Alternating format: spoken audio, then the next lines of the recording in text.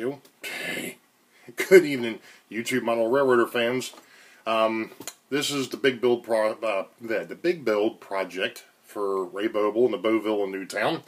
And because of the fact that I had some issues with the way I was doing the videos before, I think I kind of discussed this. And stop looking at the red dot. The thing of it is I had some issues with the way I was doing these videos before. I was doing it in too many parts, so I'm going to try and do something a little bit different here. I am going to actually have to go back, and I'm going to kind of just overview what I've done up to this point.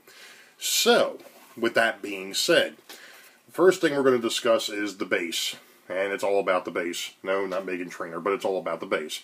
What I did is I took some white paint and a toothpick, because I don't have micro brushes. Again, I think I've mentioned this before. I'm a man of many talents and also a very small budget. So, basically what was done is just going in here using the tip of the toothpick and just going across and highlighting some of the stuff after I painted the gray. I did that with, obviously, with the white. The brown, or this yellow color that's in here, this mustard color, which you really probably can't see, well, maybe you can, that was actually done with a small brush.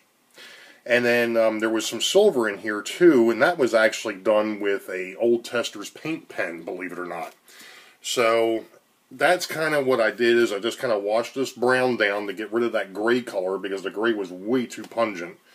And of course, one of the neat things is, and we'll get into it later, is the options for this particular kit. But anyway, so that's where we're at with the base. So, next part is I'm going to go ahead and work on, or show you guys what happened with the wall. Okay, back again. The walls. As it was brought up, basically what had to be done is the parts had to be cut from paper, and I originally thought that these were decals. They're not. It's flat paper. And what I had done on the walls is just took and cut out the walls on the floor. There's one of the floor pieces. Sorry about the shininess, but there's one of the floor pieces. I'm going to dull coat all of this when I get done. And the walls, as you can see, they're all wallpapered, and then of course the windows are all glued in.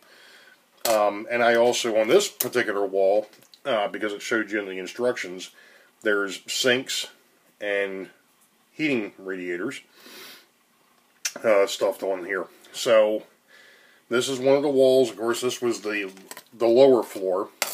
The upper floor, which is really small, I've gone ahead and toned that down a little bit. This was a really real dark brown. I went ahead and lightened it up a little bit and made it look more like wood instead of plastic. And of course, this is one of the interior walls. This is a double-sided wall with a doorway. So that's the walls. And what we're going to do on the next part here is I'm actually going to show you what I'm doing to square these walls up, because it was one of the reasons why I actually stopped on this big build for a while, is I was having an issue with the walls. The walls would line up, but then they would start to buckle on me, and it was becoming a real pain trying to keep everything lined up, because I've only got two hands. Alright, back for the next installment. The next thing I wanted to work on was the walls. Now, I went out and bought a product put out by a company called Right Way. There's the company name. And this here is actually a T-clamp. And basically what it does is, and I'm not sure if I can do how well this is going to... it didn't work.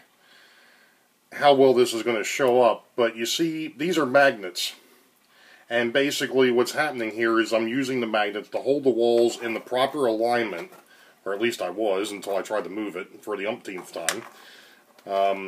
It takes a little bit of finagling to get this to work the way I wanted it to, but and of course you guys really can't see what I'm doing here. Let me there we go. Alright, so what we have now, as you can see, is we have the back wall and the right wall, I guess it would be, if you're looking at it from the back. I've got them aligned with the magnetic clamps from Right Way. Now, you're supposed to take the blue off. They're actually supposed to be clear. The problem is if I were to make them clear, you wouldn't be able to see them. So we're going to go ahead and do this with the blue film on there, at least. And what I'm going to do is I'm going to take a trick, do a trick from Model Railroader, and actually just lay a bead of glue right down the seam on the inside here. Now, one of the things I am going to have to do is I am going to have to hold this together in the midpoint. So we're going to go ahead and stop here for a second. I'm going to go ahead and let this set up and we'll see what it looks like. Well, we said we were going to see what it looks like, so what we're going to do is we're going to see what it looks like.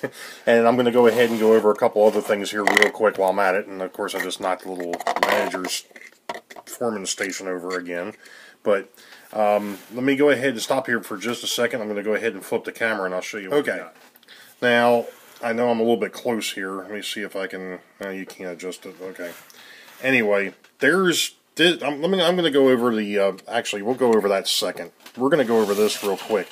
This worked out really well with the with those T-braces, or the T-brace. I mean, the T-clamp worked out wonderful. I mean, I was able to get... I basically did one wall, or did the wall, the right wall, and the back wall, and then I came back and did the left wall.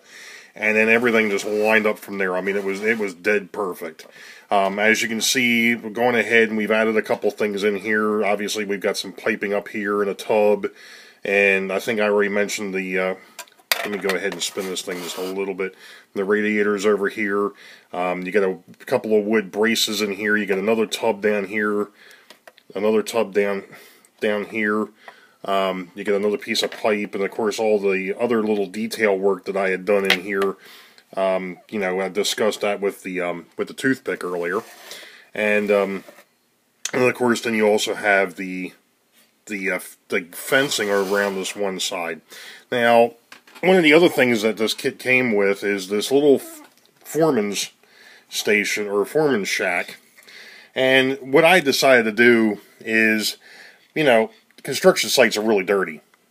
So I went ahead and I toned down this thing a lot. Painted it first with, I painted the roof. It was a gray. I took it to black. And then I took pastel chalk. And I just broke a part off of it. Oh well. I took pastel chalks and just made the thing really dirty and grimy. Now, unfortunately, the trailer part of it is still a little bit on the shiny side, but the rest of this is really, really, obviously, it's really dirty. And, you know, I love messing with the pastels. I've actually done some work with the pastels on the Hummelstown division, the N-gauge layout that I used to have, which I haven't been able to find pictures of. So, eventually we'll get around to that. But...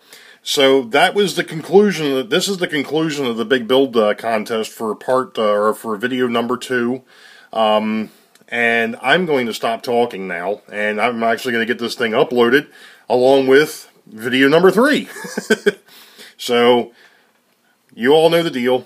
Wait for the highball. Green tracks ahead. We'll catch you next time. And I know you can't see me, but hey, we'll catch you on the flip side.